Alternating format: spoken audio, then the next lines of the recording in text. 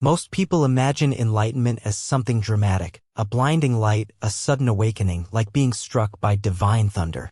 They expect an instant transformation where all suffering disappears and the world feels completely different. But in reality, as the Buddha gently taught, it's far quieter than that. Enlightenment doesn't arrive like a firework. It feels more like an exhale after holding your breath for years without even realizing it. It's not about gaining something new, it's about letting go of everything you never needed. Imagine realizing that you've been clenching your jaw for a lifetime and suddenly it relaxes. Or like chasing after happiness in every corner of life, only to stop, turn around, and realize you were already whole. Enlightenment feels like the ending of that constant grasping, the need to become, to achieve, to fix yourself. It doesn't arrive with trumpets. It arrives like silence, like stillness returning after a long, restless storm. The Buddha compared this awakening to removing a pair of sunglasses you didn't know you were wearing. Suddenly, everything looks clearer, not because reality changed, but because the filter is gone. You see what's always been there. This awakening doesn't mean you suddenly know the meaning of the universe. You don't gain cosmic answers. In fact, something deeper happens, you lose the need to ask. The mind, which used to clutch for control, starts to loosen. Thoughts still come and go, but they no longer stick. They float through like clouds drifting across an open sky.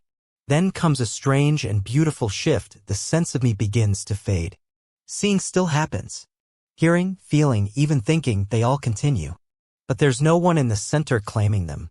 It's like listening to music so deeply you forget yourself. There's only the music flowing, vibrant, alive. Emotions still arise. Anger comes like a passing storm. Joy dances in and out. But they're no longer personal. They don't belong to a self. They move through you, just like wind across a field, real, vivid, but never owned. There's no grasping, no holding on. And strangely, that makes everything more intimate, not less. You don't become numb. You become fully present. Even pain doesn't vanish, but it changes. The pain of the body may still exist, but the mental struggle, the stories like why me? Or this shouldn't be happening begin to dissolve. What remains is just sensation, raw and simple, like a ripple across still water. So, what is nirvana then? And how is it different from enlightenment? Enlightenment is the seeing. Nirvana is the peace that follows. Enlightenment is like waking up from a dream.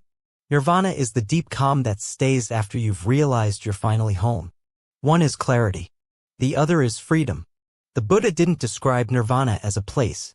He called it a state beyond birth and death, beyond coming and going. It's not something you earn or achieve. It's what remains when all craving, hatred, and ignorance are extinguished.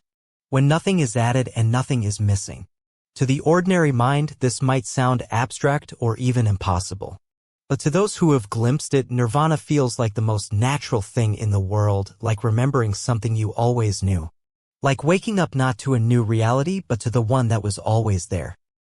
You don't feel love. You become love. You don't search for peace. You realize you are peace.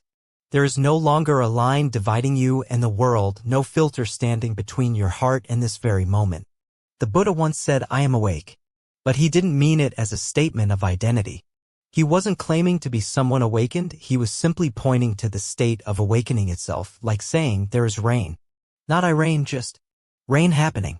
In the same way, enlightenment isn't something you own or achieve. It's not a medal or a title. It's the quiet miracle of there being no one left who needs to awaken. Just awareness. Just presence. Just life unfiltered. And yet every culture has pointed toward the same quiet freedom in their own way. In Hindu traditions, sages describe it as Aham Brahmasmi, I am the Absolute. Not in a grand egoic sense, but like a wave realizing it was always just the ocean in motion. You were never separate. You were never lost. In Sufi Islam, the mystics speak of fana, the total dissolution of the self in divine love. They describe it like a drop of water merging with the ocean only to realize it was the ocean all along. Their poetry speaks of this union in such beauty that it breaks your heart open, not with sadness, but with recognition. Christian mystics speak of dying to the personal self so that Christ may live through them. Not a painful death, but a surrender like falling asleep in the arms of something infinitely kind. And Taoism? It invites us to flow with life, to stop resisting. The Tao is not something you control. It's the river you float on. They call it wu-wei, effortless action, moving in harmony rather than struggle. Like a leaf floating downstream, trusting the current.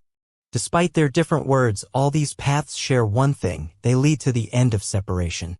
To the end of the idea that we are somehow separate from love, from truth, from peace. They lead to the moment we realize we were never missing, only misidentified. But here, Buddhism does something unique.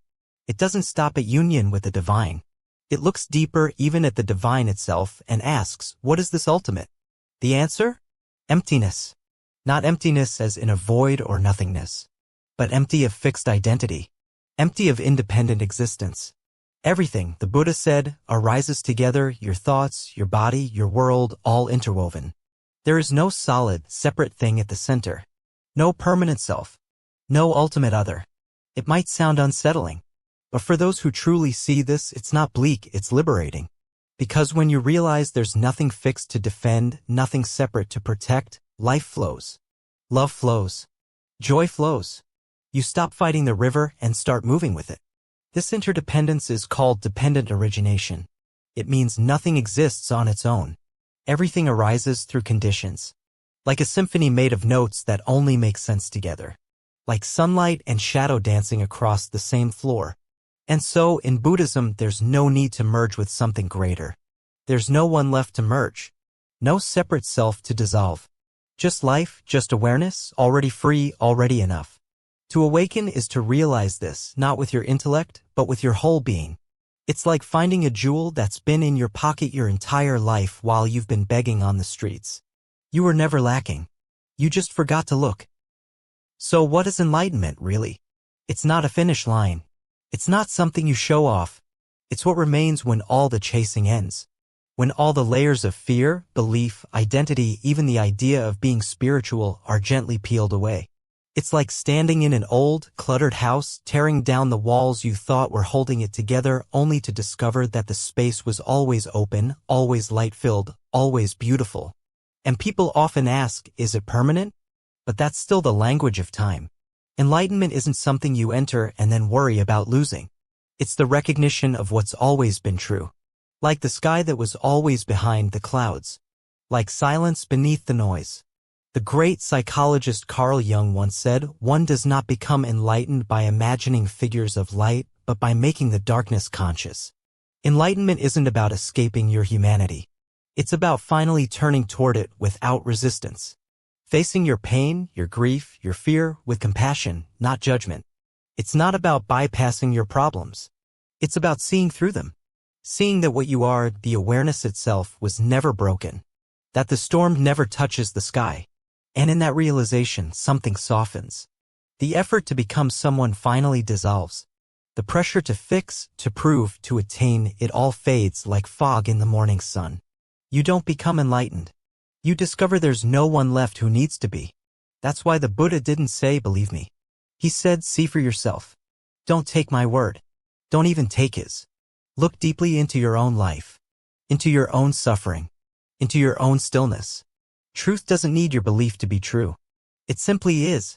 And here's the most hopeful part of it all, you don't need to wait. You don't need to go anywhere. The peace you're seeking, the freedom, the love, the stillness, it's not hiding in the future. It's here, in this breath, in this very moment, waiting to be noticed. Sometimes we spend a lifetime searching for what we already are. Like someone wearing glasses looking everywhere for them. Or like a river trying to reach the sea, not realizing it has always been flowing there. And one day, when all the running stops, when we grow tired of grasping, tired of becoming, something quiet begins to bloom. You realize you're already home. You realize you were never lost. And that is the beginning of everything.